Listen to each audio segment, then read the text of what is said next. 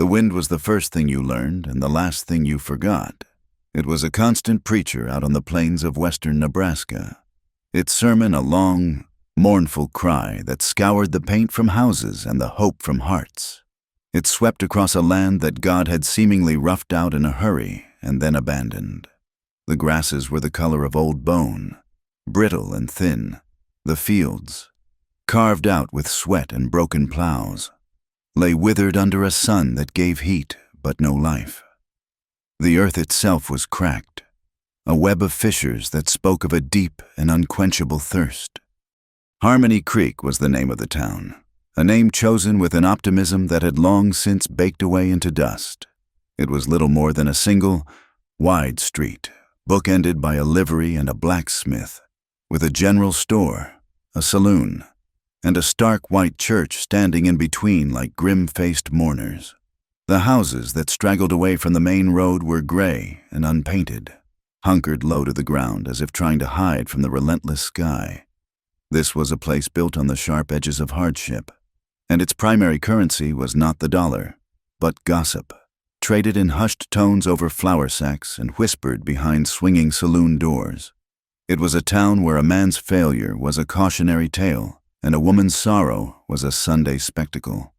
7 miles from this hub of weary humanity, on a homestead that felt like the very edge of the world, lived Clara Mae Thompson. At 22, she had the worn hands of a woman twice her age and eyes the color of a faded prairie sky. She was a bride of 6 months, bound to a man and a life she had not chosen. Her husband, Henry, was a man carved from the same hard rock as the land itself.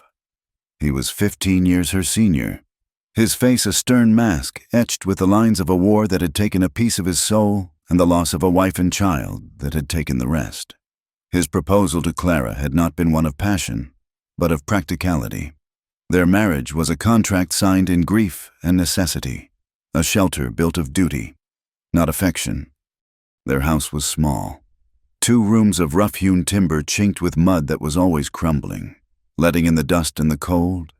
It smelled of wood smoke, old sorrow, and the ever-present grit that settled on every surface, from sunup to sundown. Clara's life was a litany of chores that never ended. The drought that had its boot on the neck of the entire territory was their personal tormentor. The corn stalks in their small field were stunted and yellow, their leaves rattling like dry skeletons in the wind. The creek that gave the nearby town its name had dwindled to a muddy trickle, and the water she hauled from the well was silty and tasted of the deep, dry earth. She tended to the livestock with a gentle, aching heart. The chickens were listless, pecking half-heartedly at the parched ground. The milk cow, once fat and placid, was now a rack of bones, its moans low and pitiful. Clara would murmur to them, stroking their hides and feathers, offering them a comfort she could not find for herself. She watched them suffer, felt their slow decline as a mirror of her own. Henry watched her, too, but his gaze was different. It was heavy, accusatory, as if her failure to coax life from the dying land was a personal failing, a flaw in her character. He had grown more and more distant with each passing week, the silence between them stretching into a vast, uncrossable chasm. He had been a soldier, a man who understood commands and objectives, and this slow, agonizing defeat at the hands of nature was something he could not fight. So he turned his quiet rage inward, and it radiated from him like a killing frost. Their evenings were the worst. Supper was a silent affair, the scrape of forks on tin plates the only sound to break the oppressive quiet. Henry would eat methodically, his eyes fixed on his plate, his jaw tight. Clara would try, sometimes, to bridge the silence. She would mention a piece of town gossip, or the price of feed, or a neighbor who had lost another head of cattle. Her words would fall into the space between them and die, unanswered. Henry would simply grunt or nod, his presence a heavy weight that seemed to suck the very air from the room. He was a ghost at his own table, haunted by memories she could not see. and she was a ghost beside him. At night, lying on her side of the corn husk mattress, Clara would listen to the silence. It was a living thing, filled with the sound of Henry's steady, remote breathing and the lonely howl of the wind outside. In those long, dark hours, her thoughts would drift back to the time before Henry, before this homestead, back to her father. He had been a kind man, a watchmaker with clever hands and a laugh that had filled their small house in Ohio. He had brought her west with promises of opportunity and a new life after her mother had passed. But the frontier had been harder than he imagined. The same unforgiving land that was now choking the life from her had taken him, too. A sudden fever, a quick and brutal illness that had left her orphaned and alone at 21. She remembered the fear of that time, a cold, paralyzing terror.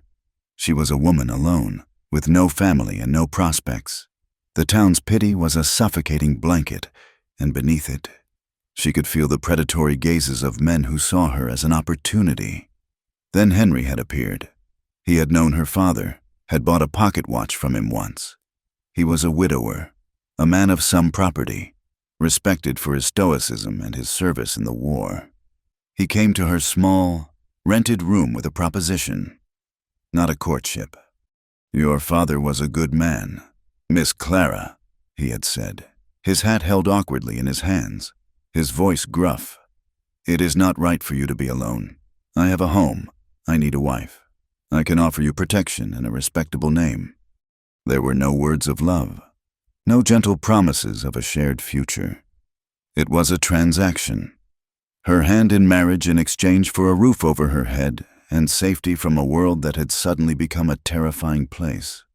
She had looked into his scarred, unreadable face and seen not a husband, but a harbor from the storm. She had said yes, her voice a whisper. The promise was made before a traveling preacher, a vow to honor and obey a man she barely knew.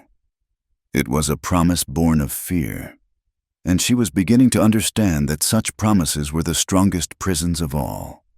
Last week, they had made their monthly trip into Harmony Creek for supplies. The wagon ride was, as always, silent. The ruts in the road were deep, and the wooden wheels groaned in protest. As they pulled up to the general store, Clara could feel the eyes of the town on them. It was a small community, and everyone's business was a shared commodity. Henry's recent failures were the talk of the town. He had invested what little money he had in a cattle drive that had gone bust, losing nearly everything. While Henry went to the saloon, a place he frequented more and more, Clara entered the general store. The air inside was thick with the scent of coffee beans, cured leather, and Mrs. Gable's sharp perfume. The storekeeper's wife stood with two other women, their heads bent together like scheming crows. Their whispers stopped the moment Clara entered, but she saw the quick, pitying glances they exchanged. "Clara, dear," Mrs. Gable said, her voice dripping with false sweetness. "How are you holding up out there? The drought has been so hard on everyone." Clara forced a smile. "We are managing. Martha, God is testing us."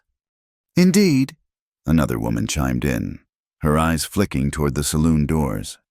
"It takes a strong man to weather such tests, and a strong woman to stand by him." The meaning was clear, sharp as a needle. She was the young wife of a failing man. She had married beneath her station. They believed. Her father had been a skilled craftsman, an educated man from the East. She could have done better than a broken farmer with empty pockets and a sour disposition. Clara's cheeks burned. She gathered her supplies: flour, salt, a small bag of beans. Her movements stiff and precise. She paid the woman, her eyes downcast, and fled the store, the women's silent judgment following her like a shadow. Outside, the men's judgment was louder. A group of ranchers loitered on the boardwalk in front of the saloon. She heard a burst of cruel laughter and saw them looking at Henry as he emerged, his face grim. "Heard you paid top dollar for those steers. Thompson," one of them called out. a smirk on his face. Shame they drank themselves to death before they ever saw a rail car. Henry's back went rigid. He said nothing, simply stalked toward the wagon, his fists clenched at his sides. The ride home was even more silent, the air thick with his shame and fury. Clara sat beside him, feeling the sting of their poverty and the town's contempt as keenly as he did. It was on that same day, just as they were loading the last of their meager supplies, that the stranger arrived. He rode into town on a tired-looking bay horse, moving with a slow, deliberate grace that set him apart from the boisterous ranchers and dusty farmers. He was tall and lean, dressed in worn buckskins and a dusty hat that shadowed his face. He moved like a man who was careful with every ounce of his energy. As he dismounted near the water trough, he winced, and Clara saw a crude bandage wrapped around his left forearm, stained with a dark patch of dried blood. He led his horse to the trough, and as he turned, his gaze swept over the street and settled, for a fleeting moment, on her. His eyes were startlingly clear, a pale gray that seemed to hold the same vast, lonely emptiness as the prairie sky. They were the eyes of a man who had seen too much.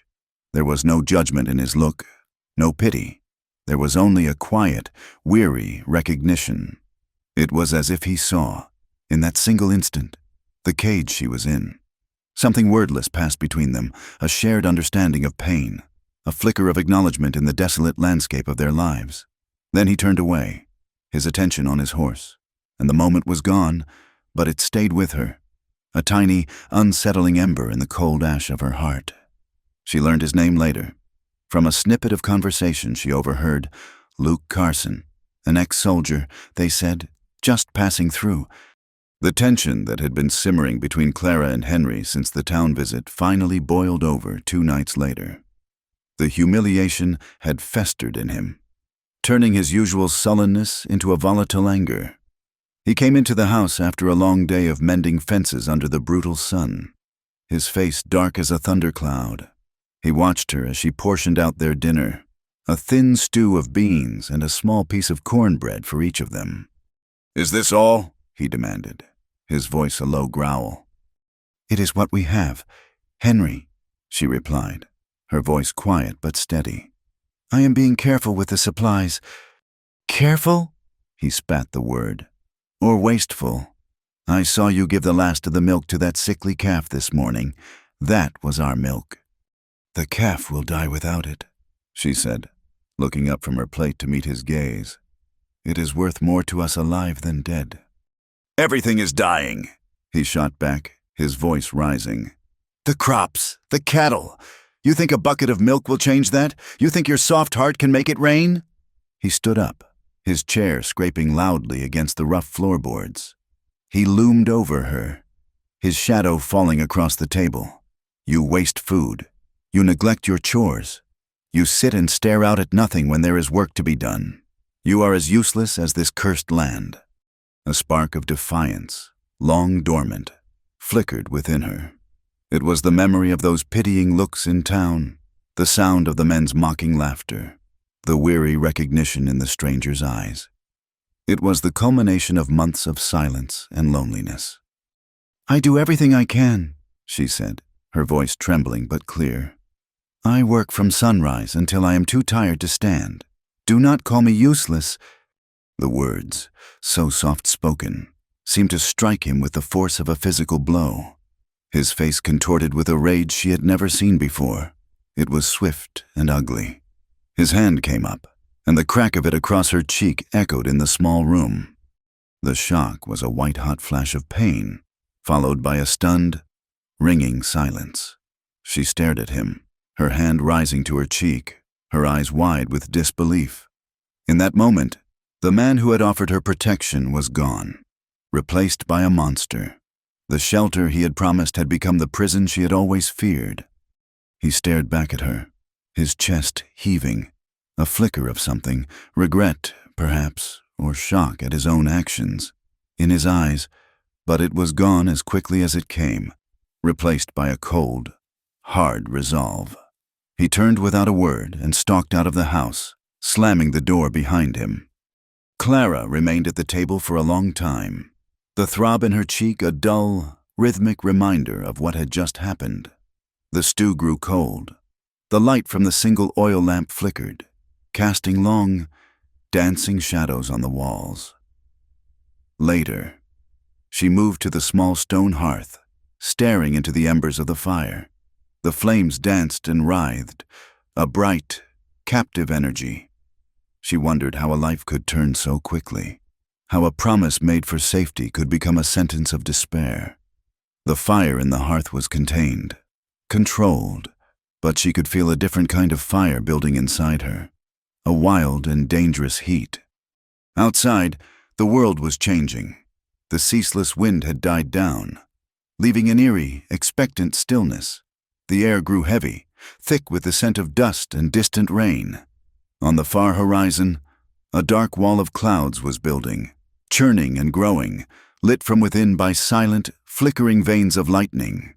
A storm was coming, a real storm, one of water and wind and fury. Clara pulled her thin shawl tighter around her shoulders and watched the approaching tempest. A sense of strange, terrible peace settled over her. She closed her eyes and, for the first time in a long time, she prayed.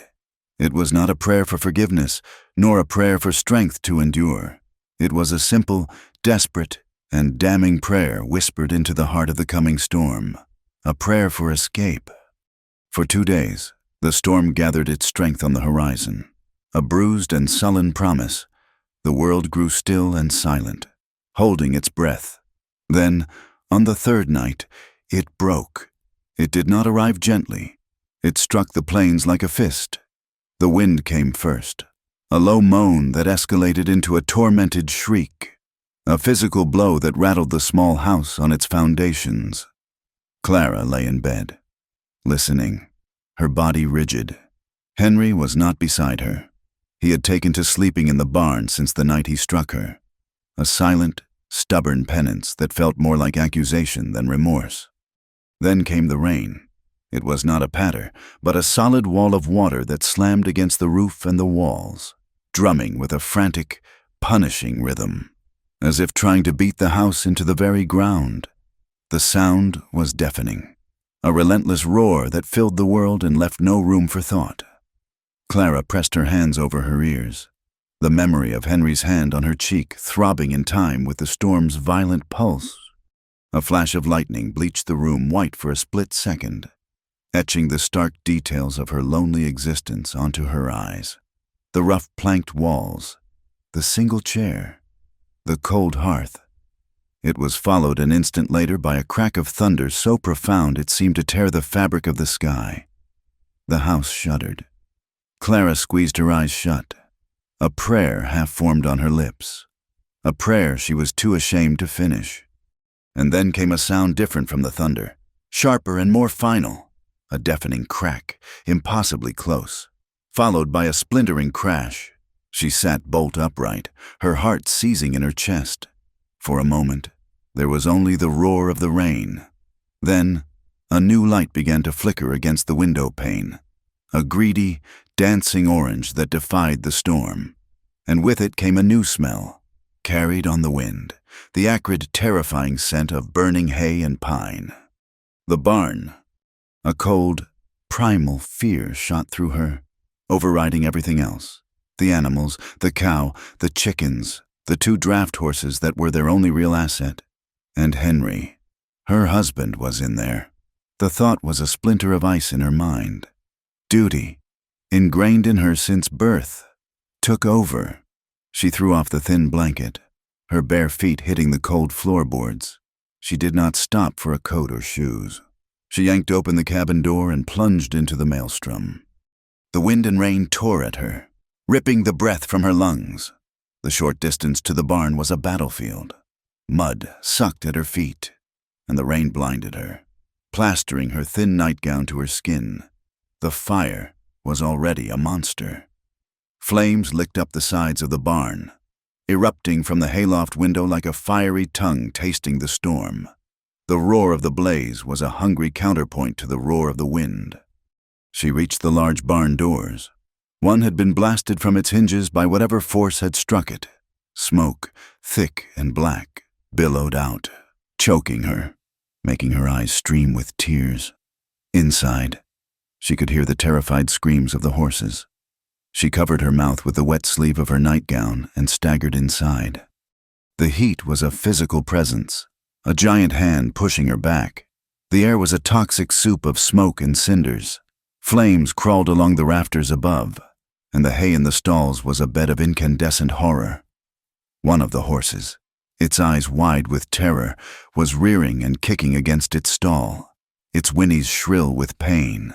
The cow was a dark shape in the back, moaning a low, guttural sound of pure agony. "Henry!" she screamed, her voice swallowed by the inferno. "Henry!" There was no answer. She fumbled with the latch on the horse's stall, her fingers clumsy and slick with rain. The metal was hot to the touch. The horse, maddened with fear, thrashed wildly. She saw a shape on the ground near the back wall, a pile of sacks, maybe, or she could not let her mind finish the thought. The animals first, always the animals. She finally managed to slide the bolt free and pulled the stall door open. The horse, instead of bolting for the exit, shied away from her, deeper into the burning structure. Smoke was filling her lungs, a searing pain that made her dizzy. The roar above her intensified. She looked up and saw one of the main support beams, thick as a man's chest, glowing a terrifying cherry red. It groaned, a deep, mortal sound of wood giving way. She took a step back, her mind screaming at her to run, to get out, but her feet felt rooted to the ground, her body refusing to obey. The beam sagged, splintering, showering sparks down around her. She was trapped in a vortex of smoke and heat and paralyzing fear. This is it, she thought with a strange, detached calm. This is the escape I prayed for. Through the swirling smoke and the sheet of rain beyond the doorway, a figure appeared, a man on a horse, silhouetted against the raging fire. For a delirious moment, she thought it was a demon, conjured by the storm itself, but the figure dismounted and ran toward the barn, his movements fluid and certain. It was Luke Carson, the stranger from town. He charged into the inferno without hesitation, his face a grim mask of determination, his pale eyes cutting through the smoke. He seemed to take in the entire scene in a single, sweeping glance. The panicked horse, the collapsing roof, and her, standing frozen in the center of it all. He reached her in 3 long strides, grabbing her arm. His grip was like iron. "Come on!" he yelled, his voice cutting through the roar. His touch broke the spell. She stumbled, coughing, her lungs on fire. He half dragged, half carried her toward the door. The heat at their backs was immense, scorching. Just as they cleared the entrance, the groaning from above became a final, explosive crack, with a sound like the end of the world. The main beam gave way, and the entire roof of the barn collapsed inward, sending a massive plume of fire and black smoke billowing into the stormy night sky. The structure folded in on itself, a funeral pyre burning bright and terrible against the lashing rain. Luke pulled her farther away, shielding her with his body as a shower of embers rained down around them. He led her to the relative safety of a large cottonwood tree, its leaves thrashing in the wind. She collapsed onto the wet ground, her body shaking uncontrollably. She stared at the fire, at the roaring, all-consuming blaze that had been her barn, her animals, her husband's sleeping place. The dam of her composure finally broke. A sob tore from her throat, a raw, ragged sound of pure desolation. She wept. She wept for the dying animals, for the home she had never wanted but was now losing. She wept for the silent, grim man she had been bound to, now missing, now a ghost of ash and memory. She wept for the promise she had made, a promise now broken by fire and lightning. She buried her face in her hands and let the grief and the shock and the terrible, shameful flicker of relief wash over her in a single, devastating wave. Luke stood over her for a moment, his presence a quiet, solid anchor in the chaos. Then he took off his own rain slicker, a heavy canvas coat, and draped it over her trembling shoulders. The gesture was simple, practical, and yet it felt like the kindest thing anyone had done for her in years. He said nothing, simply let her cry, his gaze fixed on the fire as the rain continued to pour down, hissing as it met the flames. He stayed the night. There was no question of him leaving. The house, though untouched by the fire, was cold and dark. He lit a fire in the hearth, his movements economical and sure. He found a bucket of clean water and gently tended to her burns. She had small blisters on her arms and neck where embers had landed, and a raw scrape on her cheek from the fall. He cleaned the wounds with a torn piece of her petticoat, his touch surprisingly gentle for a man with such calloused hands. She sat huddled in a blanket by the fire, wrapped in his coat, still shaking from the cold and the shock. He made her drink water and then a cup of coffee he brewed from his own saddlebag supplies, strong and black and bitter. He moved about the small cabin with a quiet competence, never intruding on her grief but making his presence felt.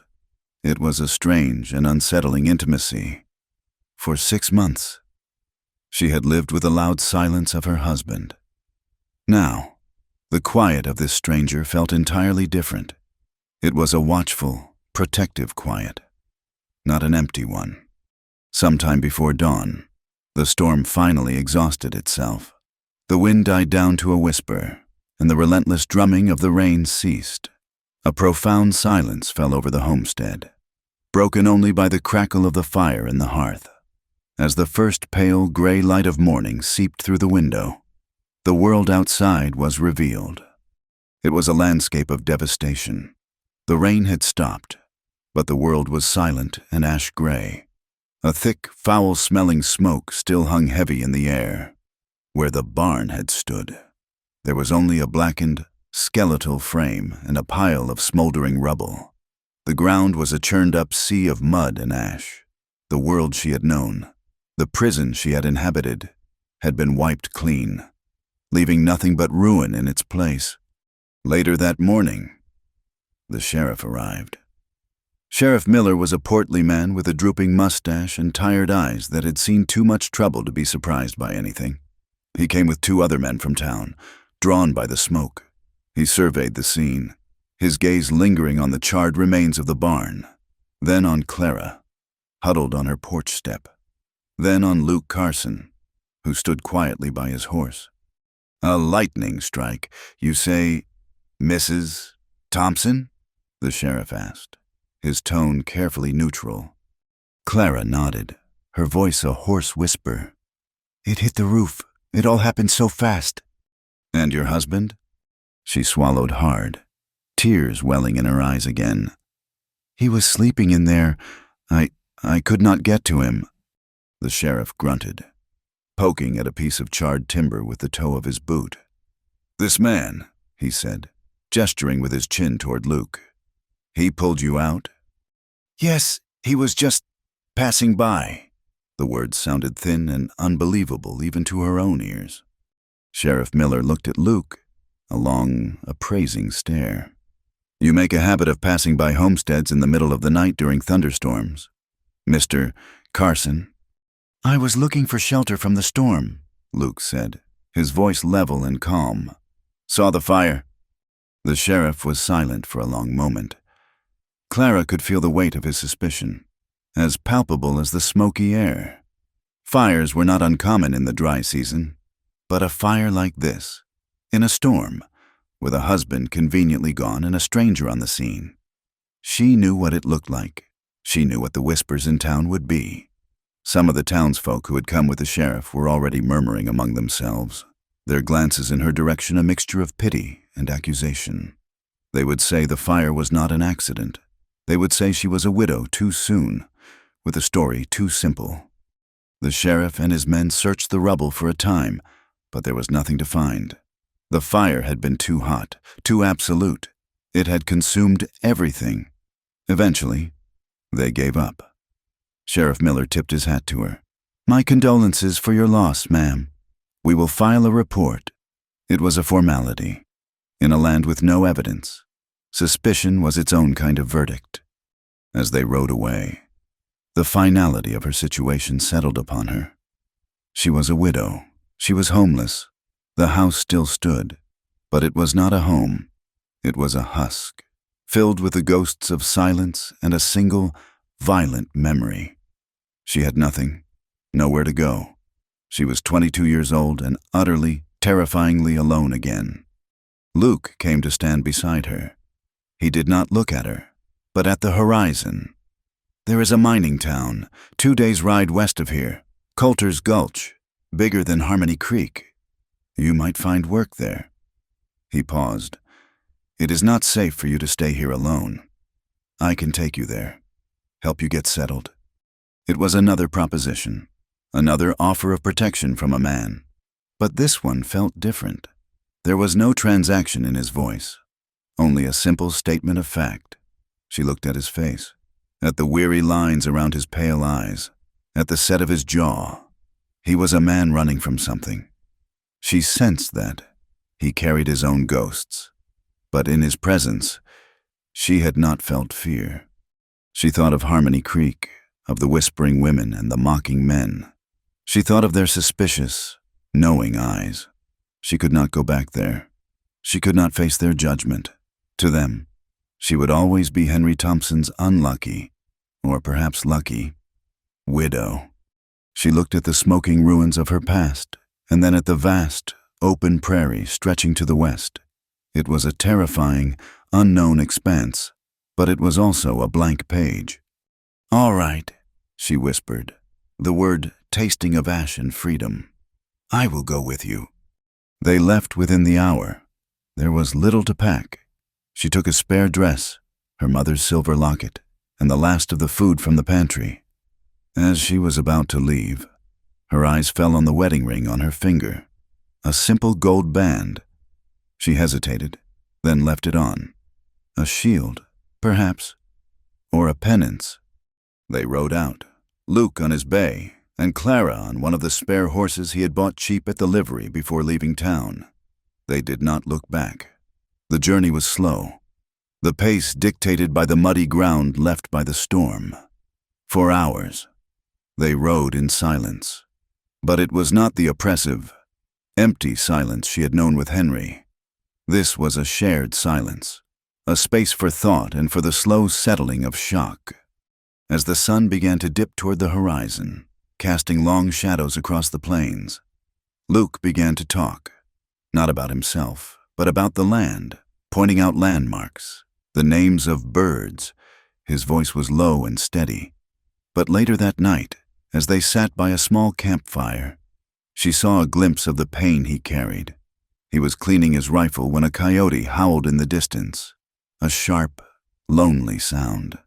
He flinched, his whole body going rigid, his knuckles white on the stock of the gun. He closed his eyes for a moment, and his face was a mask of such profound sorrow that it made her ache to see it. He did not speak of it, but she saw it again the next day, in the way he constantly scanned the horizon, as if expecting to be followed. And that night, she was woken by a sound from him, a muffled cry. He was tangled in his bedroll, his body tense, caught in the grip of a nightmare. She heard him murmur a name. "Sergeant," and then, I could not save them." He woke with a start, breathing heavily, his eyes wide and unfocused in the firelight. He saw her watching him, and a shuddered, guarded look came over his face. He simply nodded, a silent acknowledgement of what she had witnessed, and then lay back down, staring up at the cold, distant stars. Clara lay in her own bedroll, the warmth of the fire on her face. She thought of this quiet, wounded man who had charged into a burning building to save a stranger, a man haunted by the people he could not save. And she realized, with a startling clarity, that in the 2 days she had spent with this fugitive, this man with no name and no home, she had felt safer than she ever had in the house with her husband. The silence between them was not an abyss, but a fragile bridge, built of shared sorrow and unspoken understanding. And for the first time since her father's death, she did not feel entirely alone. Coulter's Gulch was not a town. It was a raw, open wound on the face of the desert. It had sprung up from the earth in a fever of gold and silver, a chaotic collection of canvas tents, rough-sawn shacks, and false-fronted buildings that leaned on each other for support. A river of mud and refuse ran down the center of its single street. The air, thin and dry, was thick with the smells of sulfur from the mines, stale whiskey from the 3 saloons that operated day and night, and the metallic tang of desperation. The constant sound of the place was a ringing in the ears, the clang of a blacksmith's hammer, the rattle of ore wagons, the tinny, frantic music of a saloon piano, and the low, constant murmur of men who had gambled everything on the next strike. This was a town of men with hollowed-out eyes and dirt ground deep into the lines of their faces, men whose hope had been baked away by the sun, leaving only a brittle, dangerous greed. The few women Clara saw were either weary, overworked wives of shopkeepers, or had a hard, painted look in their eyes that spoke of a different kind of transaction. There was no softness here, no pretense of community like the one she had fled in Harmony Creek. Coulter's Gulch was a place of brutal, undisguised survival. They took a room in a boarding house at the edge of town, a cramped, airless space that cost more than a week's worth of supplies. The money Luke had was not endless, and the need for Clara to find work was immediate and pressing. For 3 days, she walked the dusty street, her face set in a neutral mask, her heart hammering against her ribs. She tried the laundry first, a sweltering shed filled with steam and the acrid smell of lye. The proprietor, a woman with arms as thick as posts and a face like a sour apple, took one look at Clara's uncalloused hands and shook her head. "This is hard work, miss, not for a lady." She tried the town's only eatery, a greasy establishment called the Miner's Mess. The owner, a fat, balding man with a stained apron, looked her up and down with an oily smile. "I might have some work for a pretty thing like you," he said, his eyes lingering on her. "But not washing dishes." He winked, and Clara turned and fled, his leering laughter following her out the door. Everywhere she went, it was the same. She was a widow. She explained, her husband lost in a fire. The words felt like a lie, even though they were technically true. But the men did not see a grieving woman seeking honest employment. They saw something else. They saw a woman, young, alone, and therefore available. Their looks were a violation, their offers of work an insult. She was mocked by her own appearance, a widow too pretty to grieve. Her youth and her fair face, which she had never given much thought to, had become a liability, a brand that marked her as a target. Luke saw it all. He never followed her closely, but he was always there, a silent shadow across the street or leaning against a post in the distance. He said nothing, but she could see the anger coiling in him, a tightening of his jaw, a cold stillness in his pale eyes. He was a tightly wound spring, and this town was pressing down on him. The breaking point came on their 4th day. Clara was leaving the general store, her spirit at its lowest ebb after yet another rejection, when a man stepped in front of her, blocking her path. He was a big, barrel-chested miner, his face flushed with drink, a cloud of whiskey fumes surrounding him. "Well now, look what we have here," he slurred, a grin splitting his bearded face. "The sad little widow? You look like you could use some cheering up. My name's Jed." Clara tried to step around him. "Excuse me, sir." He moved to block her again, his grin widening. He reached out and grabbed her arm, his grip surprisingly strong. "No need to be in such a hurry. A woman like you shouldn't be so lonely." "Let go of me," Clara said, her voice low and shaking with a mixture of fear and fury. The man's eyes turned mean. "Don't you get high and mighty with me. I know your kind." Before he could say another word, a hand clamped down on his shoulder, spinning him around. Luke stood there, his face devoid of all expression. He looked almost calm, but it was the calm of a rattlesnake before it strikes. "She told you to let her go," Luke said, his voice quiet but carrying a deadly weight.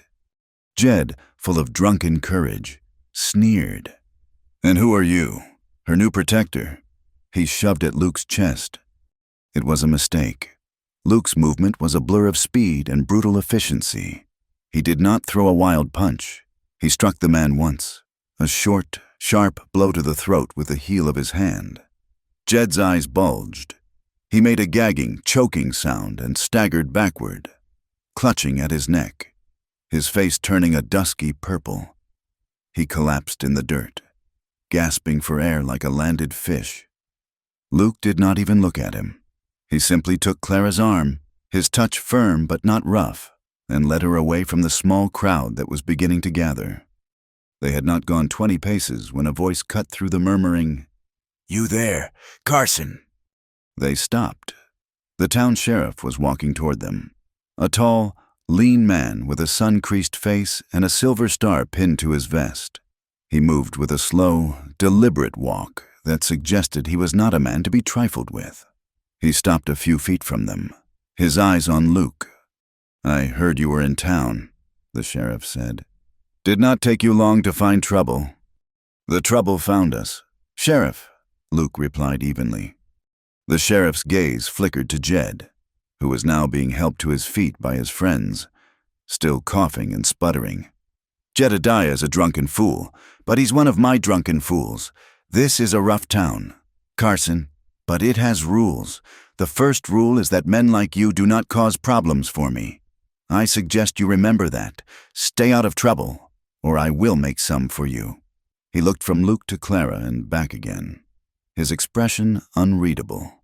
Then he tipped his hat and walked away. The warning hung in the air between them. They were marked.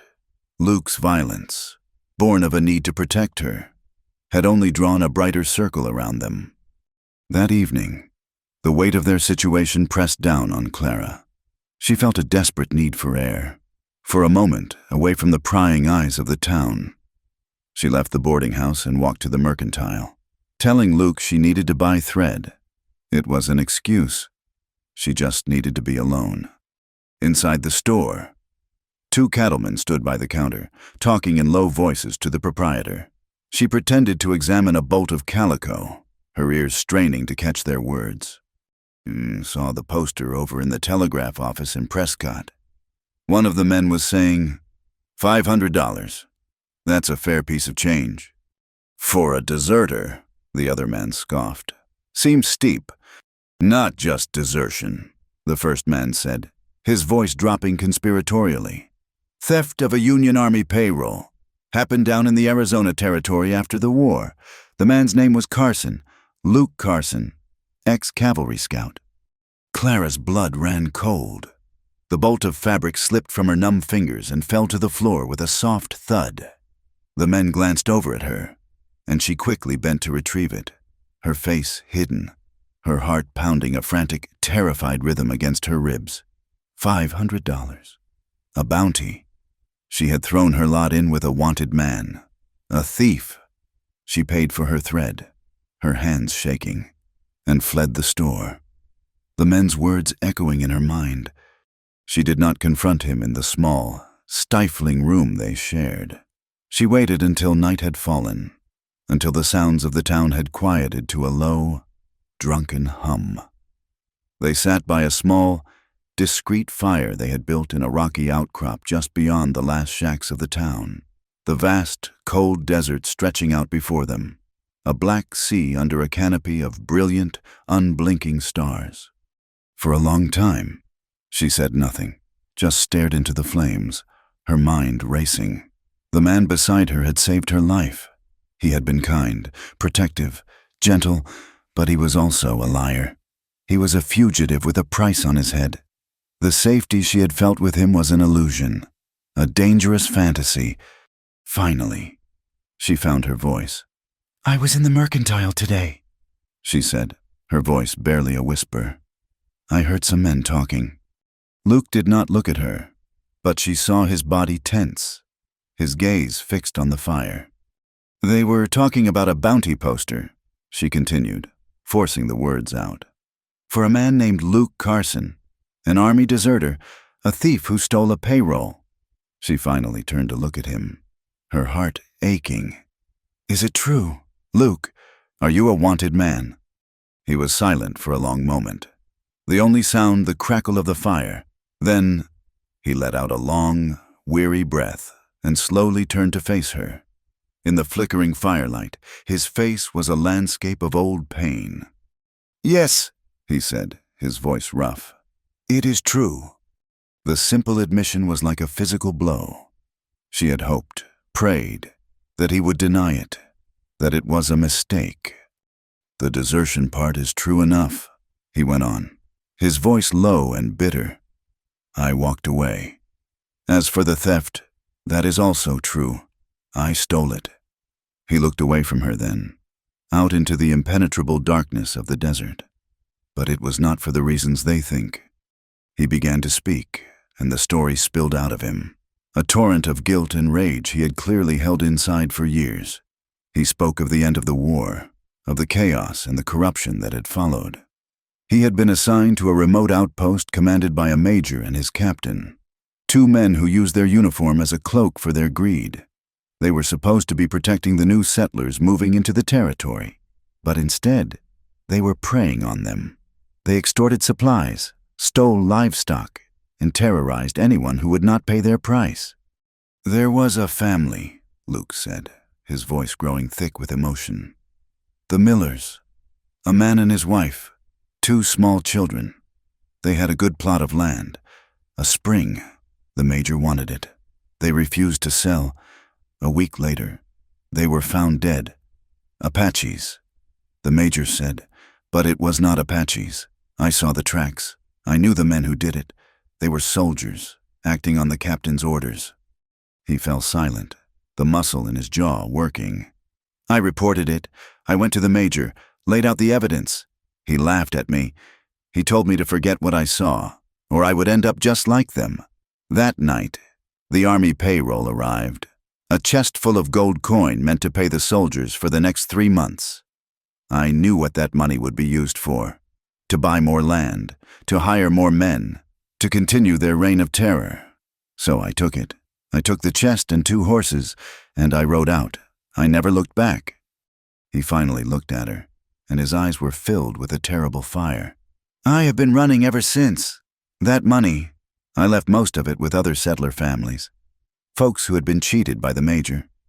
I gave it away, a piece at a time, but it does not matter. To the army, I am a deserter and a thief. That is the only story they will ever tell." Clara stared at him, at this man who had broken every rule she had ever lived by. He was a criminal, an outlaw, and yet, listening to his story, she did not feel fear or condemnation. She felt a profound, aching understanding. She understood the rage that drove a man to abandon his duty when that duty had become a lie. She understood the fire that made him choose justice, however rough, over the law.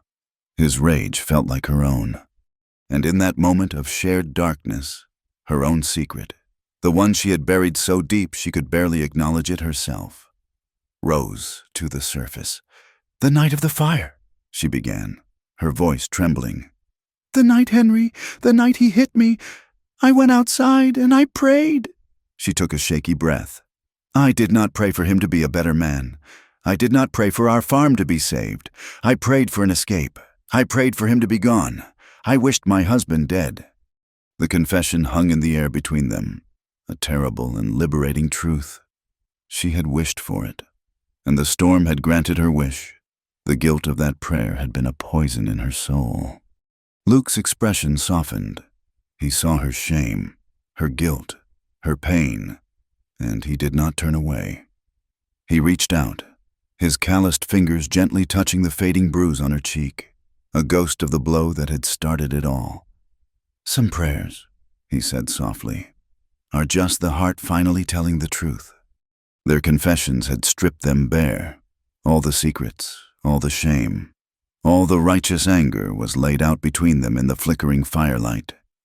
They were two fugitives, one from the law, one from a life that had been a prison. In that shared, desperate honesty, the space between them seemed to shimmer and shrink. He was still touching her cheek, his thumb stroking her skin with an aching tenderness. She leaned into his touch, her eyes fluttering shut. The world seemed to fall away, leaving only the two of them, suspended in the cold desert night beneath a million distant stars. He moved closer, and she could feel the heat of his body, smell the scent of wood smoke and leather and the clean, dry air on his skin. When his lips met hers, it was not a gentle exploration. It was a collision. It was hesitant and then hungry, desperate and deeply, achingly sad. It was the kiss of two people who had been starving for a single, simple human touch. It was inevitable, a promise not of a future, but of a shared and profound present, a moment of solace in a world that offered none. The next morning, the harsh desert sun brought with it the cold, sharp edges of reality. Clara awoke from a fitful sleep feeling a guilt so heavy it was like a physical weight on her chest. The kiss, which had felt so right, so necessary in the darkness, now felt like a profound sin. She saw the face of the preacher who had married her and Henry. She heard her own voice, small and trembling, making a vow before God, to love, honor, and obey until death do us part. Death had parted them, but she was not grieving. She was alive, and she had kissed another man. She felt like a liar, a sinner, a woman who had broken a sacred trust. The memory of Henry's face, not the angry, contorted face of their last night, but the tired, stoic face of the man who had offered her shelter when she had none, rose in her mind. He had been a hard man, a silent man, but he had given her his name. He was dead, and she had dishonored his memory. Luke saw the struggle in her face as she packed their meager belongings, her movement stiff and jerky. He came to her as she was saddling her horse, his presence a quiet question. She would not look at him. "What we did last night," she started. Her voice choked. "It was wrong. I made a promise, a vow." He waited for a moment, then spoke, his voice gentle but firm. "You made a promise because you were scared and alone. Clara, you made it to a man who offered you a roof, not his heart. He kept his part of the bargain, and you kept yours. You were a good wife to him, but you do not owe the dead what you never wanted to give in life." His words cut through her guilt, a clean, sharp blade of truth. She had never wanted to give Henry her heart, because he had never asked for it. Their marriage had been a contract of survival, and the terms of that contract had been fulfilled. She looked up at Luke, at the understanding in his pale, weary eyes, and felt something inside her shift, a loosening of a knot she had not even realized was there. They rode out of Coulter's Gulch that morning, leaving the town of Desperation behind them. They traveled on, deeper into the vast, unforgiving wilderness. They were both haunted now, not just by the ghosts of their pasts, but by the fragile, dangerous feeling that was growing between them. They were a lawbreaker and a promise breaker, bound together by circumstance and a single, desperate kiss. As they rode, the sun climbing higher in the sky, Clara looked at the man beside her. She looked at his quiet strength, his hidden pain, and the way he watched over her as if she were something precious. And she began to realize, with a certainty that was both terrifying and liberating, that the simple lines of right and wrong she had been taught her entire life had been erased. In this land, survival was the only true virtue, and sometimes it required a measure of sin. You could not live by the old rules in a world that did not play by them. You had to make your own. They rode west for 5 days, putting as much distance as they could between themselves and the raw wound of Coulter's Gulch. The desert landscape slowly gave way to endless, rolling prairie, a sea of grass that rippled and swayed under the immense, indifferent sky. The feeling of being hunted was a constant companion, a prickling on the back of the neck. Luke was more watchful than ever, his eyes constantly scanning their back trail, his hand never far from the Colt revolver holstered at his hip. The intimacy that had flared between them in the desert night had retreated, replaced by a tense, unspoken awareness. They were partners in flight, their new and fragile connection a dangerous complication they could not afford to examine too closely. On the 6th day, when their water was low and their hope was beginning to fray at the edges, they saw it, nestled in a shallow valley, protected from the relentless wind by a stand of old cottonwoods, was a ranch. It was not a large operation, but it had an air of permanence and care that was startling in the vast emptiness. A small, sturdy house with a stone chimney sat beside a well-built barn, and the fences that stretched out from the homestead were straight and taut. Smoke curled lazily from the chimney, a thin gray ribbon against the blue sky, a signal of life and civilization. As they drew closer, a figure emerged onto the porch of the house. It was a woman, her hair a shock of iron gray pulled back in a severe bun. She was holding a rifle, not aimed at them, but held across her body in a way that was both casual and completely serious. She watched them approach, her posture as unyielding as the land she occupied. Luke reined in his horse a respectful distance from the house. "Ma'am," he said, tipping his hat, "my name is Luke, and this is my sister, Clara. We are heading west, looking for honest work. We do not mean you any trouble. We were just hoping we might water our horses." The woman's eyes, the color of faded denim, moved from Luke to Clara, taking in every detail. They were sharp, intelligent eyes that seemed to miss nothing. Clara felt a flush of heat rise in her cheeks, certain that the woman could see the lie of their story as plain as day. The woman's gaze lingered for a moment on Clara's left hand, on the simple gold band that still encircled her finger. A sister wearing a wedding ring. The lie was a poor one, and they all knew it. The woman was silent for a long, appraising moment. Then, she leaned the rifle against the porch railing. "The well is over there," she said, her voice raspy, like stones grinding together. "Water them. The name is Macready, Agnes Macready, and I have been a widow long enough to know a lie when I hear one. But I have also been alone long enough to know when I need a hand." She looked at Luke. "The west fence is down in 3 places, and I have a Mustang in the corral that needs breaking more than I need my next breath. You look like you know your way around a horse." Then her eyes shifted to Clara. "I am too old to be cooking and cleaning and mending for myself. The work is hard, the days are long, and the pay is a roof over your head and 3 meals a day. Take it or leave it." It was not an offer, it was a lifeline. And so they stayed. The Macready Ranch became a sanctuary, an island of peace in the turbulent current of their lives. The isolation that would have driven some to madness was, for them, a blessing. There were no prying eyes, no whispers, no need to look over their shoulders. The world shrank to the boundaries of the ranch, to the rhythm of the sun and the seasons. The nearest neighbor was a day's ride away, and visitors were rare. Here, they were not a fugitive and a runaway. They were just Luke and Clara, a man and a woman earning their keep. For Clara, the healing began almost immediately. It was a slow, quiet process, like the first green shoots pushing up through the hard-packed earth after a long drought. Mrs. Macready was a hard woman, sparing with her words and even more so with her praise, but there was a deep well of practicality and fairness in her. She gave Clara a small room of her own, with a real bed and a window that looked out over the endless prairie.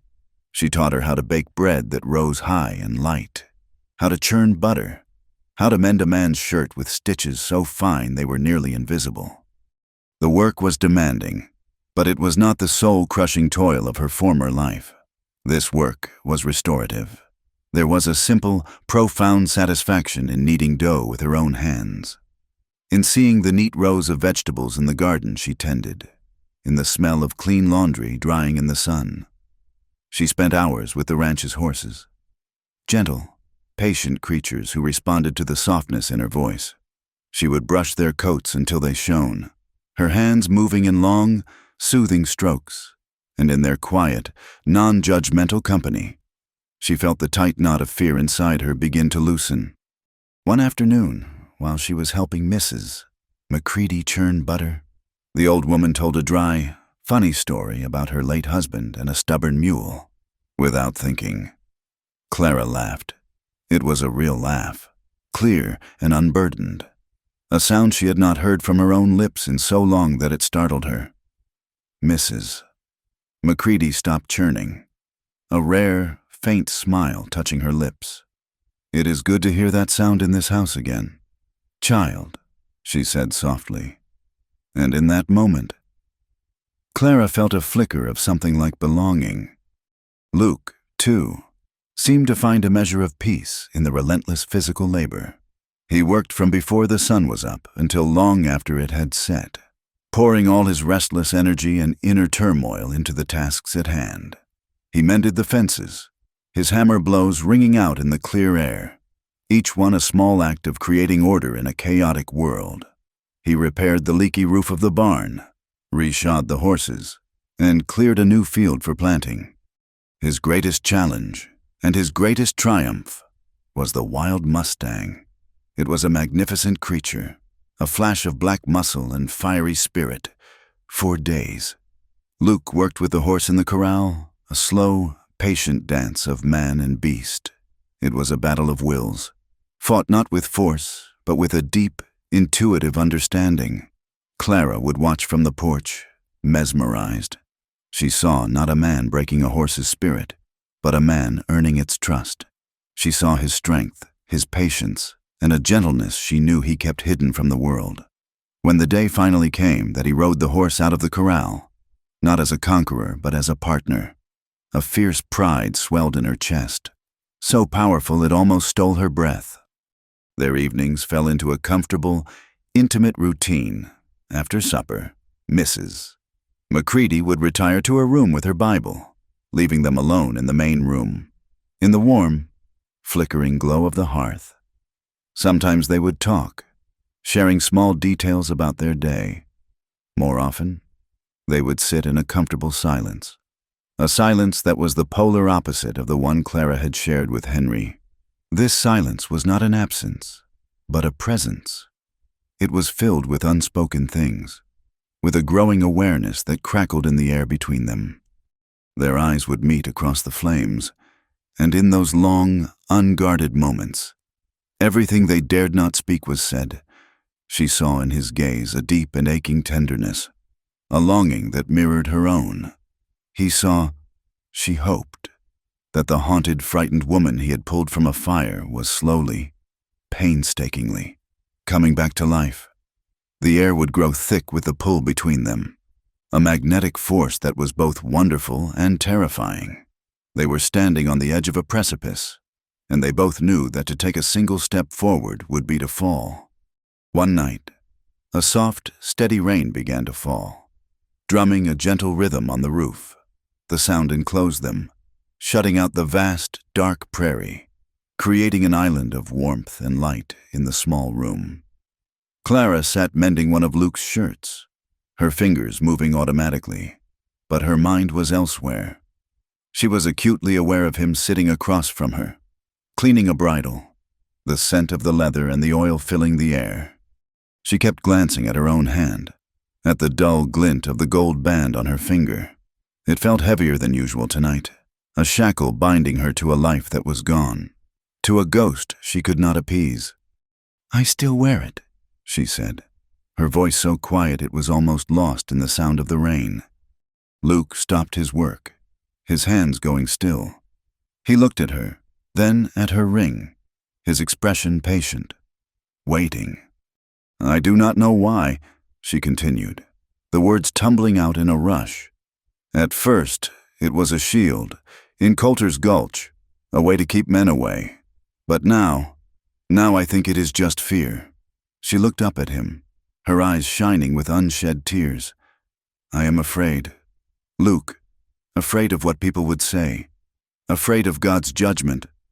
I made a vow, and even though he is gone, sometimes I am afraid of myself, of what I am becoming." He put down the bridle and moved to sit on the floor at her feet.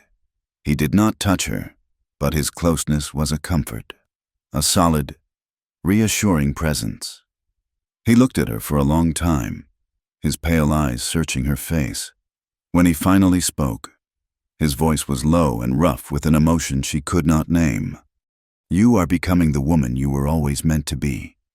Clara, before fear made you say yes to a man you did not love, before this hard land tried to break you." He paused, and a look of profound sadness crossed his face. "That is why I have to leave soon." The words struck her with the force of a physical blow. "Leave?" she whispered, her heart plummeting. What are you talking about?" "The bounty on my head is not going to disappear," he said, his voice flat and devoid of hope. "Sooner or later, someone will come looking for that money. A sheriff, bounty hunters. It does not matter. As long as I am here, I am putting you and Mrs. McCready in danger. I brought you here to be safe. Staying here is the most dangerous thing I could do for you. I will not let my shadow fall on this place. On you." It was a sacrifice. She knew that. It was his way of protecting her, his own painful, noble form of love. But it felt like a betrayal. A sob caught in her throat. She had been given this small taste of peace, this fragile hope for a different kind of life, only to have it snatched away. She broke down then, the tears she had held back finally falling, hot and bitter. It was not the silent, desolate weeping she had done at the fire, but a storm of ragged, angry sobs. "So that is it?" she cried, her voice thick with despair. "I am to be alone again? I finally find a place where I can breathe, where I do not feel like I am in a cage. And you are just going to ride away and leave me here?"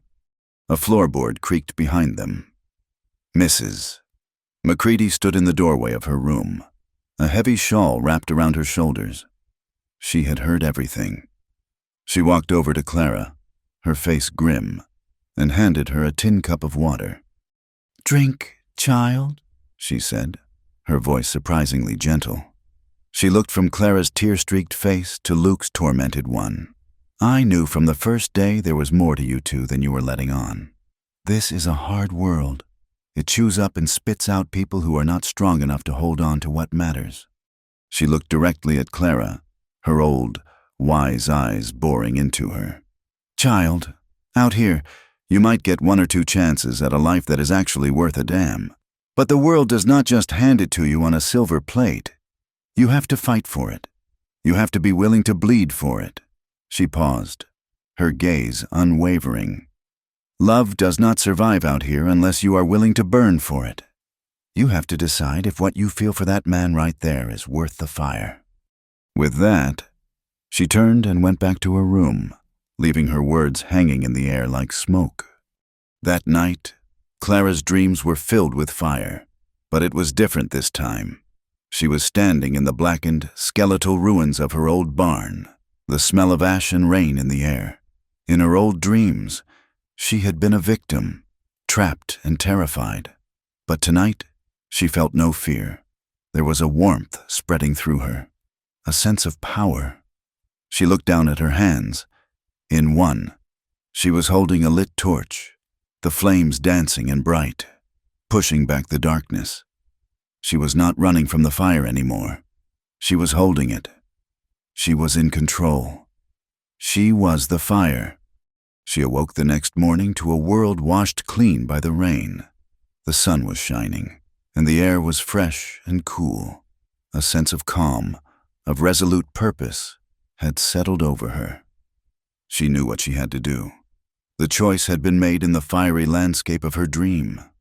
She dressed quickly and went outside.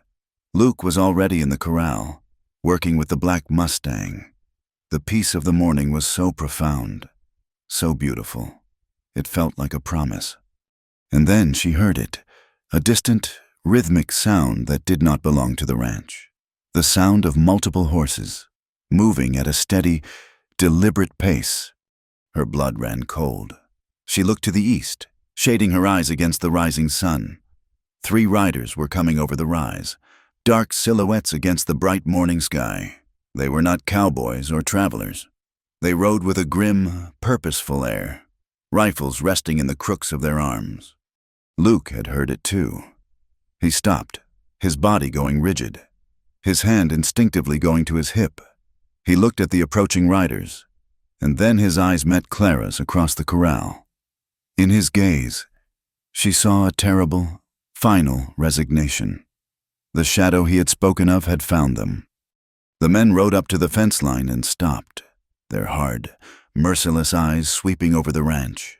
The man in the lead, a hulking figure with a tangled beard and a scar that cut through one eyebrow, spat a stream of tobacco juice into the dirt.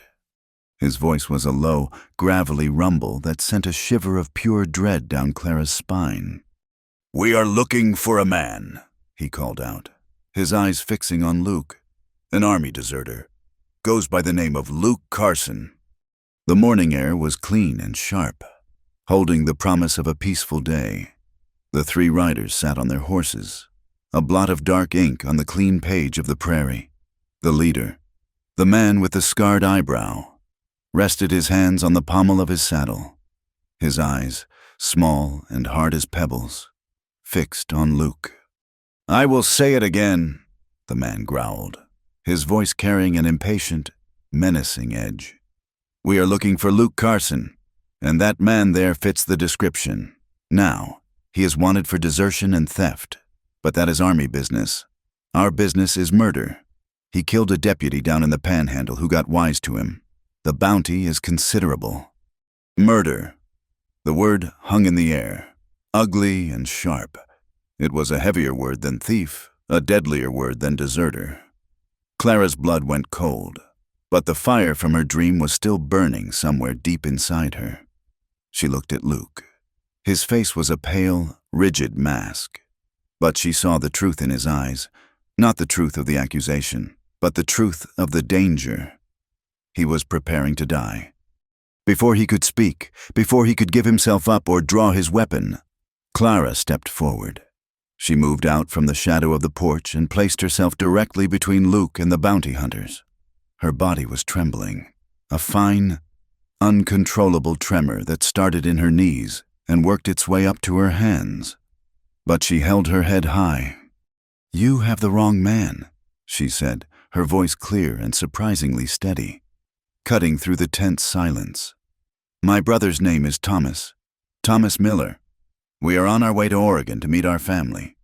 The lie was thin, born of desperation, but she delivered it with the conviction of a prayer. She felt Luke's surprise behind her, a tangible wave of shock. The scarred man, Silas, let out a short, ugly laugh.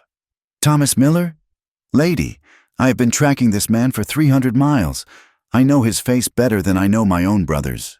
That is Luke Carson, and I aim to collect him, dead or alive." "He is not the man you seek," Clara insisted, her voice rising, infused with a strength she did not know she possessed. "We are simple travelers. We mean no harm. Please, just ride on." From the porch, a new voice, raspy and hard as granite. "Join the fray. You heard the girl. These folks are under my roof and my protection. Now, you can water your horses and be on your way, or you can get the hell off my land." "Mrs." McCready stood in the doorway, her old rifle held loosely in her arms, its muzzle pointed vaguely in the direction of the riders. Silas's eyes narrowed, his patience wearing thin. "This does not concern you, old woman. Stay out of it." He looked back at Luke, a cruel smirk twisting his lips. "Come on now, Carson. Are you going to hide behind 2 women?" That was the spark that lit the fuse. Luke took a half step to the side, moving out from behind Clara's protective stance. "This is not your fight, Clara," he said, his voice low and urgent. "Get back in the house. You too, Agnes." But it was too late. Silas's hand was already moving, a blur of motion toward the pistol at his hip. The world exploded in a cacophony of sound. Luke's draw was impossibly fast. a testament to his soldier's training. His Colt revolver bucked in his hand, its report a deafening crack that echoed across the prairie. The bounty hunter to the right of Silas grunted, a look of stunned surprise on his face, and toppled sideways from his saddle. The other two men returned fire immediately. A bullet splintered the porch railing next to Mrs. McCready's head. Another kicked up a puff of dust at Clara's feet, and she cried out, stumbling backward.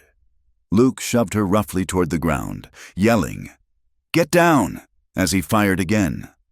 The air was thick with the acrid smell of gunpowder. It was a scene of pure, terrifying chaos.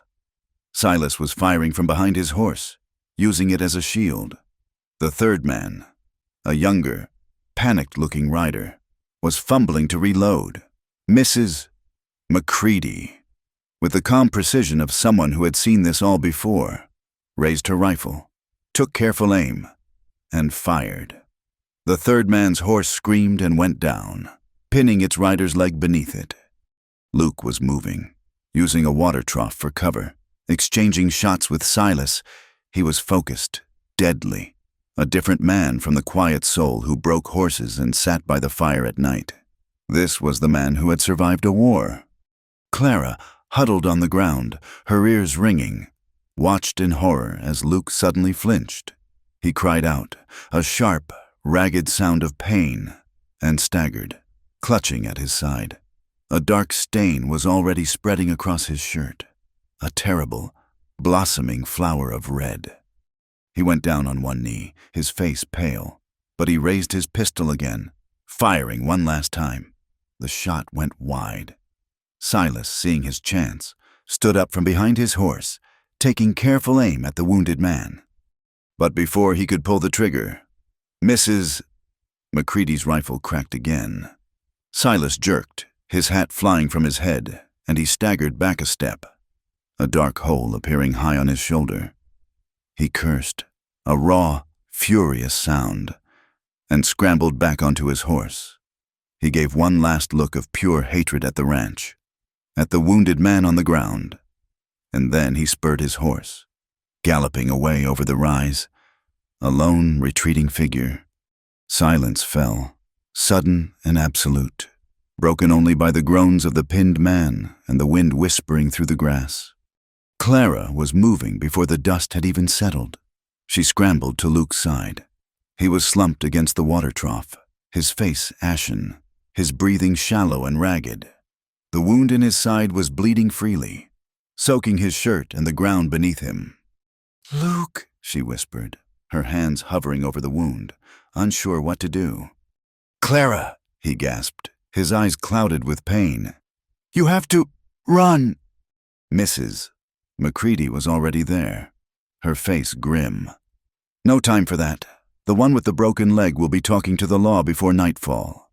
The other one will be back with friends. You have to go. Now." She was a whirlwind of action. She helped Clara get Luke to his feet, his arm draped over Clara's shoulders, his weight a heavy, agonizing burden. "Take the black..." "Mrs." McCready commanded, pointing to the newly broken Mustang. "He is the fastest horse I have. Take food, water, and the medical bag from my kitchen. Head north, into the broken country. There are canyons, caves. You can lose them in there." She pressed a heavy canvas bag of supplies into Clara's hands, then pushed a loaded rifle into Luke's saddle sheath. "Go," she said, her voice rough with an emotion Clara could not name. "Do not look back." Getting Luke onto the horse was a nightmare. He was weak, barely conscious, his face slick with a cold sweat. Clara had to mount her own horse and pull him up behind her onto the Mustang, his body slumping against hers. She dug her heels into the horse's flanks, and they galloped away from the ranch, leaving the carnage and the only sanctuary she had ever known behind them. They rode north, into the unforgiving wilderness. Rain began to fall, a cold, miserable drizzle that soon turned into a downpour. The sky turned a bruised, ugly gray, and thunder rumbled in the distance. Luke was a dead weight against her back, occasionally moaning in a delirium of pain. The rain washed the blood from his wound, leaving pinkish trails on the horse's flank. Clara rode with a desperate, single-minded focus. She was no longer just a passenger in her own life.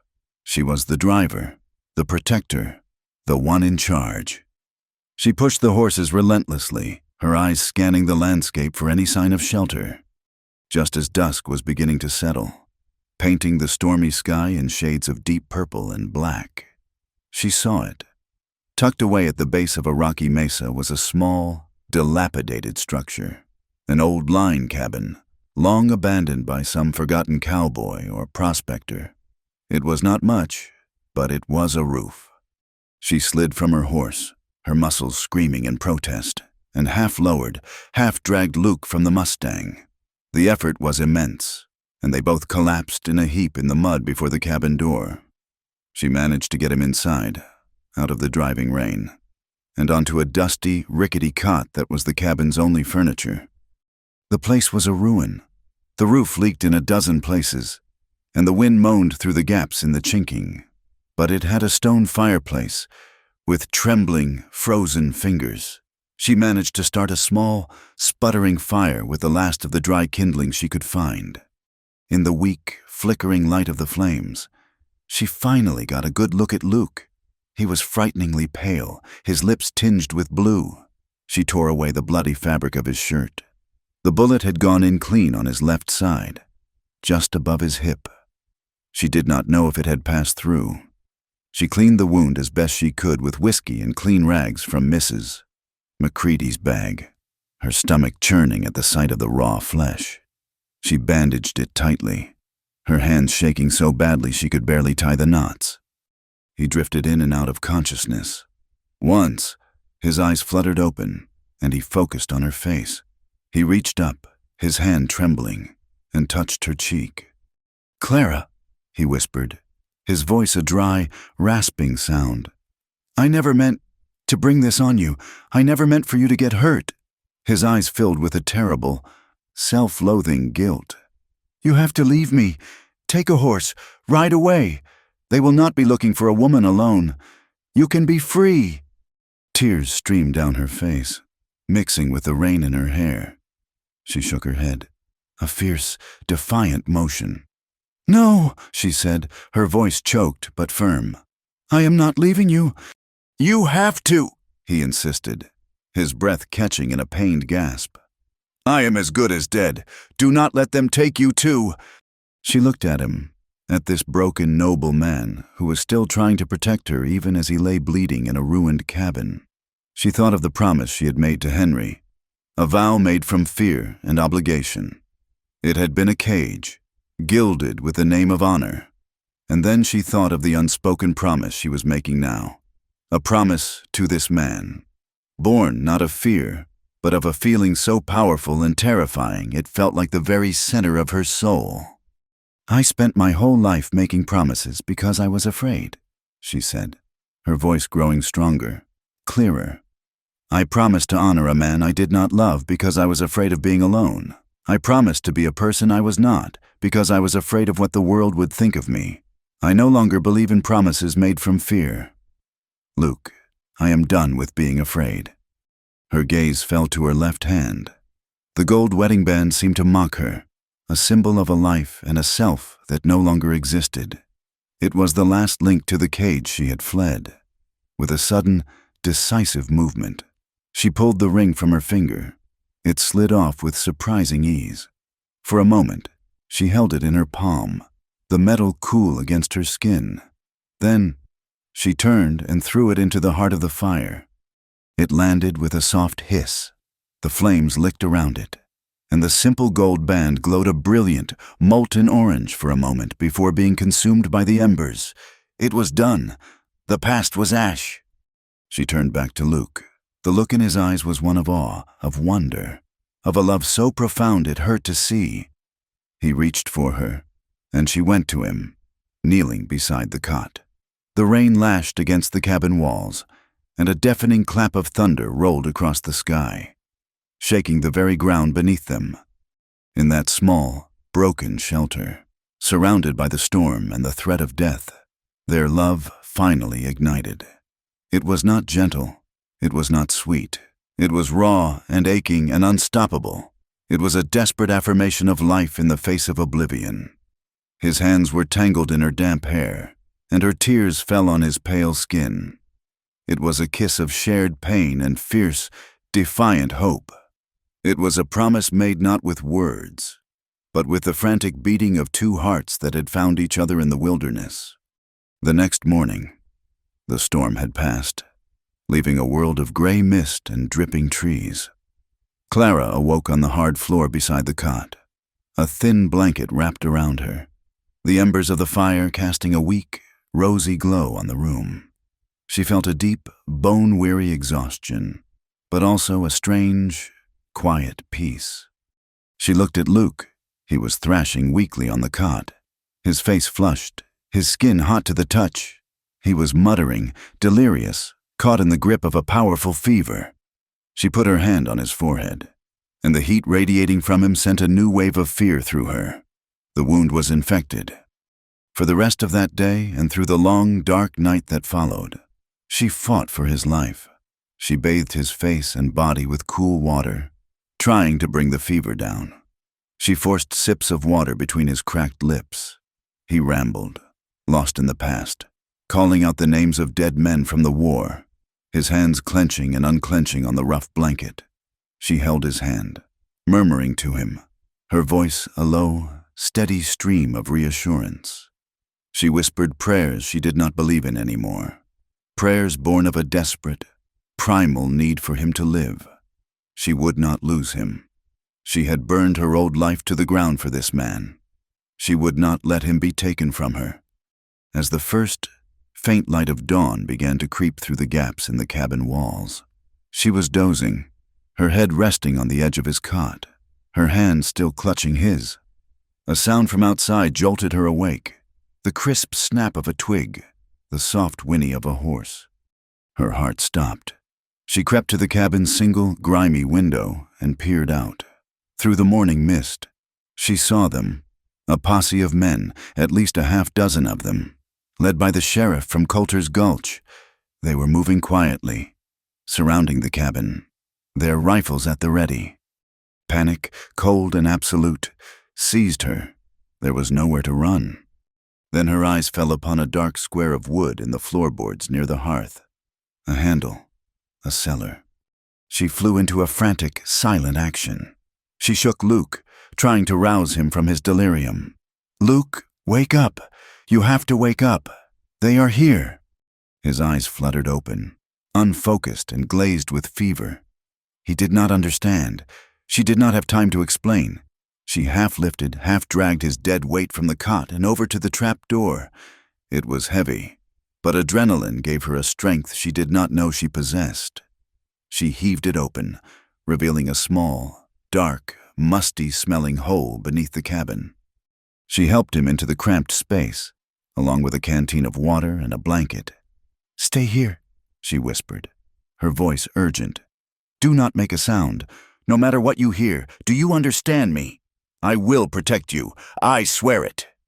He looked at her, and for a fleeting moment, a flicker of clarity returned to his eyes. He nodded weakly. She closed the heavy door over him, slid a dusty, threadbare rug over it, and scattered some loose debris from the hearth to cover the edges. She took a deep breath, smoothing her dress and pushing a stray strand of hair from her face. She was a picture of desperate composure. A loud, authoritative voice called out from outside. "This is the sheriff. We know you are in there. Carson, come out with your hands up." Clara closed her eyes for a second, gathering every ounce of courage she possessed. Then she walked to the door, unbarred it, and stepped out into the pale morning light to face the sheriff alone, her hair still damp from the night's rain, her face a pale, determined mask. The morning was still and cold, the air holding the damp chill of the departed storm. The sheriff from Coulter's Gulch, a man named Elias Thorne, stood a few feet from her. His deputies fanned out behind him in a loose, menacing semicircle. Their horses stamped and blew clouds of steam into the air. The men's faces were hard, impassive, their eyes missing nothing. Sheriff Thorne was a tall, weary-looking man, his gaze sharp and intelligent. He took in her disheveled appearance, the damp hair, the dark circles under her eyes, the defiant set of her jaw, and his expression gave nothing away. "Ma'am," he said, his voice a low, even baritone that was more unsettling than a shout. "My name is Sheriff Thorne. The man we tracked here, Jedediah, tells a story about a shootout at the McCready Ranch. He says you were with Luke Carson. We are here for him." Clara wrapped her arms around herself, a gesture less of cold and more of a desperate attempt to hold herself together. She forced her gaze to remain steady on the sheriff's face. The lies she had prepared felt flimsy and absurd in the stark light of day, but it was the only weapon she had. "Carson?" she said, feigning a confused frown. "I do not know anyone by that name. My husband was named Henry Thompson." The sheriff's eyes narrowed slightly. "Your husband?" "Ma'am, the man you were with was wounded. We followed the blood trail. It led us right here." Here it was, the moment on which everything balanced. She took a deep breath, letting it out slowly. She summoned the memory of the fire, of the roaring flames and the choking smoke, and let the genuine horror of that night bleed into her voice. "There was a fire," she said, her voice dropping to a raw, trembling whisper. "At our homestead. Lightning struck the barn. My Henry, he was inside." Tears, real and hot, welled in her eyes. It was not a difficult grief to summon. She was grieving for the life she might have had, for the innocence she had lost, for the man lying feverish and wounded just a few feet beneath the floorboards. He was burned, terribly burned. I pulled him out, but it was too late. He was in such pain.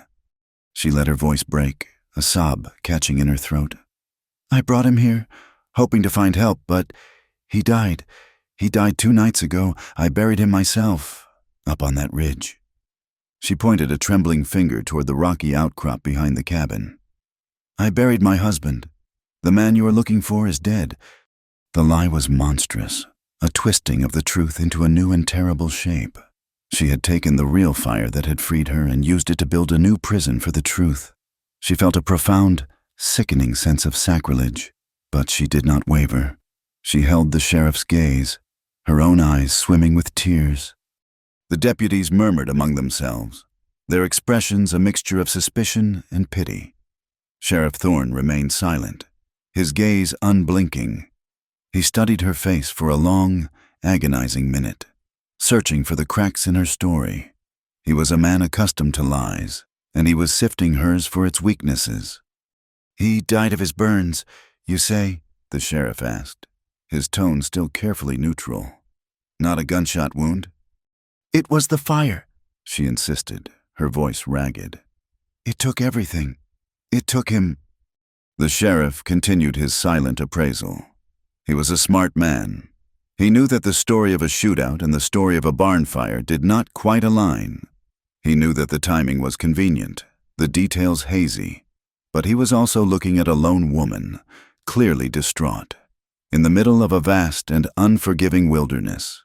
He saw her youth, her fragile appearance, and the genuine despair in her eyes. Perhaps he saw what he wanted to see, a tragic end to a long and bloody chase. Pursuing a ghost was a waste of time and resources.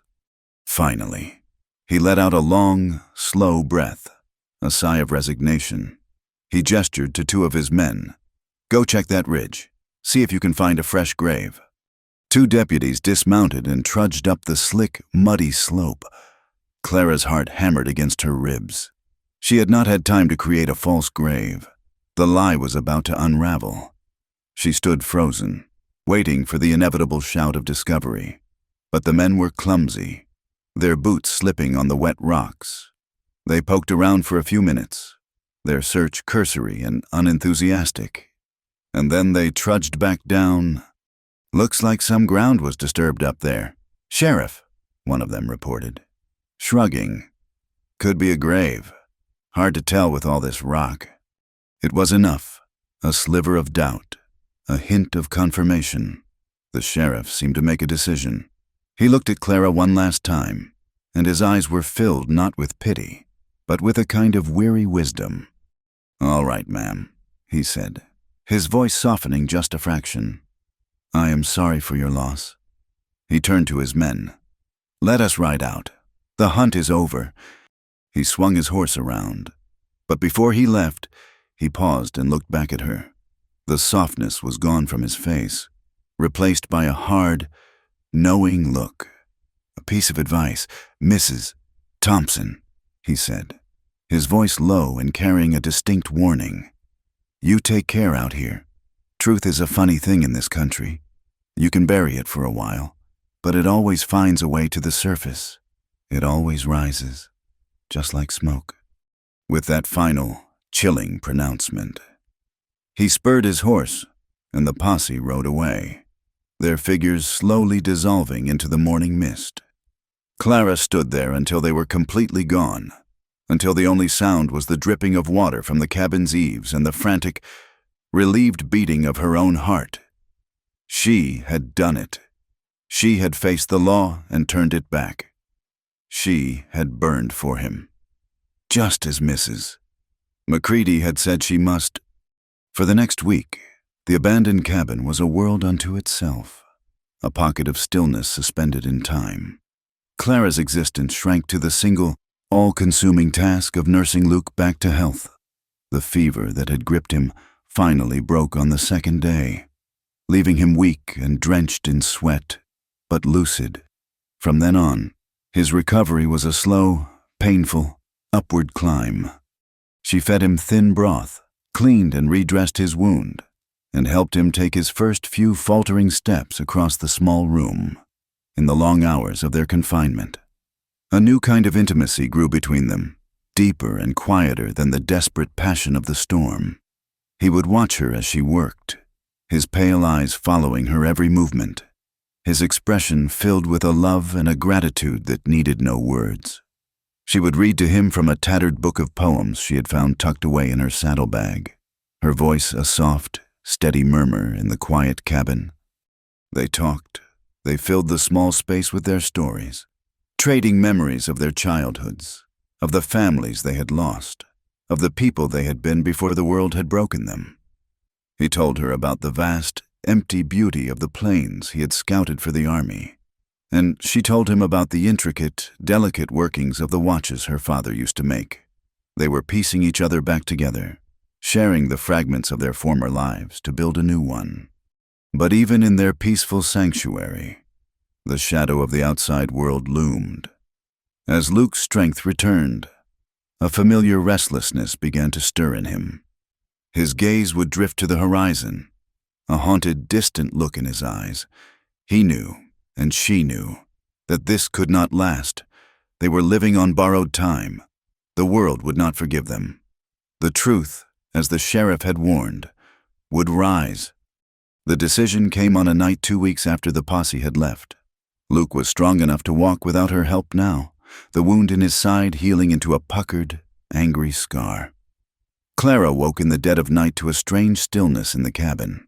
The place where Luke usually slept on the floor beside her cot was empty. Her eyes darted around the moonlit room and found him by the hearth. He was dressed. His gun belt was coiled on the table, and his saddlebag was next to it, half packed with the last of their supplies. A cold dread washed over her, so intense it felt like a physical blow. He was leaving. He was going to slip away before dawn, to spare her, to protect her, to leave her alone once again. She sat up, the rough blanket falling away from her shoulders. Her voice, when she spoke, was a quiet, trembling thread in the darkness. "And what if I follow?" He froze, his back to her. He did not turn around for a long moment. She could see the tension in the set of his shoulders, the deep, ragged breath he took. Finally, he turned to face her, his expression a mask of pure agony.